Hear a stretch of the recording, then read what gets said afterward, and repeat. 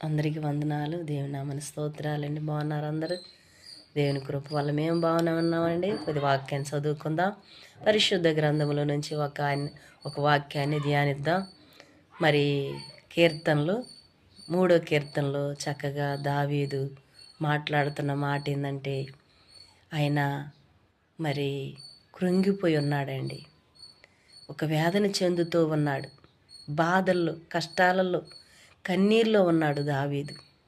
ఎందుకంటే తన బిడ్డ అబ్షాలోము తన బాధ పెడుతూ ఉన్నాడు.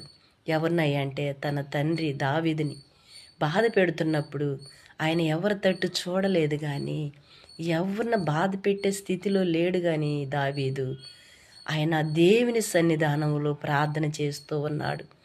నా తల వెత్తువాడు నా దేవుడేనని. మన తల వెత్తేది ఎవరయ్యా అంటే దేవాతి దేవుడు. ఆయన అబ్షాలోము దేవుడు మరి ఎంతగానో దర్శించాడండి.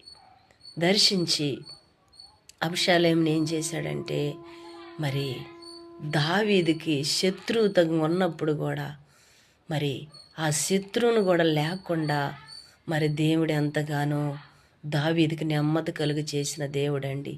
అందుకే దావీదు అంటున్నాడు, నా తల వెత్తువాడు నా దేవుడే. మన తల ఎత్తేది ఎవరంటండి? దేవాతి దేవుడు. నువ్వు నిబ్రము కలిగి దేవుని మందిరములో శ్రమ వచ్చినప్పుడు నిన్నెవరన్నా బాధ పెడుతున్నారా?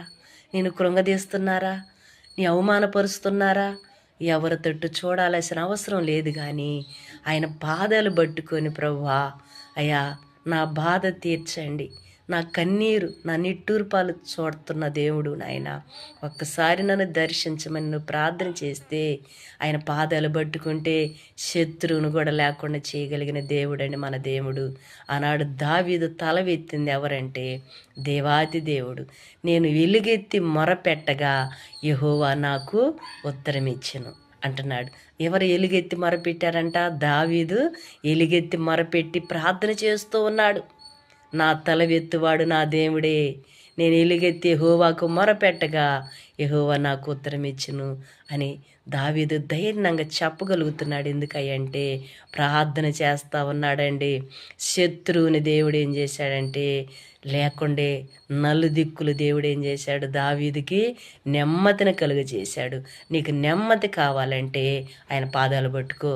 నెమ్మది కావాలంటే ఆయన కన్నీరు విడు, ఎలుగెత్తి మొరపెట్టు, ప్రార్థన చేయి. దేవుడు ఇప్పుడే నిన్ను దర్శిస్తూ ఉన్నాడండి. ఇప్పుడే నీతో మాట్లాడుతున్నాడు. ఏ సమస్యలతో ఉన్నావా?